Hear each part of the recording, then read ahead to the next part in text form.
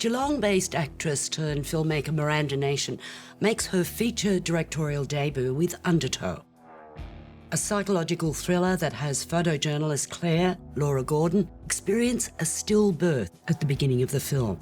This is while her husband Dan, Rob Collins, carouses with his mate Brett, Josh Hellman, and with teenager Angie, Olivia de Jong.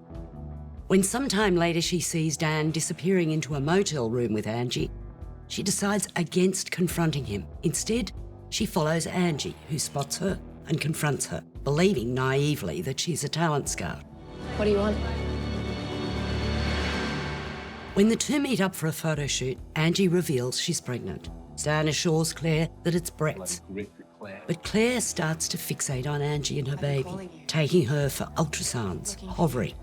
But the young woman resents the attention to the baby she actually doesn't want. So we have a film that pits a woman desperate to have a child against a woman who's just as desperate to get rid of hers.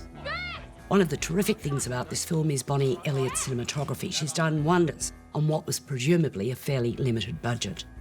Performances are all fine, particularly the two women centre stage, Laura Gordon and Olivia de Jong. If I have qualms about the film, it is that it seems undecided whether it wants to be a psychological thriller or an art house piece, and because of that it loses dramatic momentum too easily. It loses focus and a bit of credibility. But at the same time, it's a brave effort from Miranda Nation, exploring as she does the conflicting attitudes towards pregnancy, to fidelity and to the male world.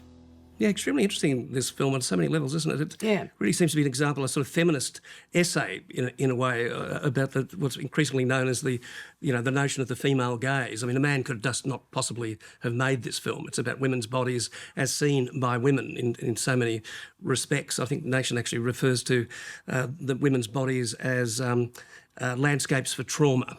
And you see this kind of trauma in both cases being worked out sort of so cleverly, again, on so many levels. And also the fact that she is prepared to fully expose a woman's body in this film, which, if it had been done by a male, would have been seen as prurient. Well, the sex scenes are quite extraordinary, it must be said, and the young actresses are extraordinarily brave. Yeah.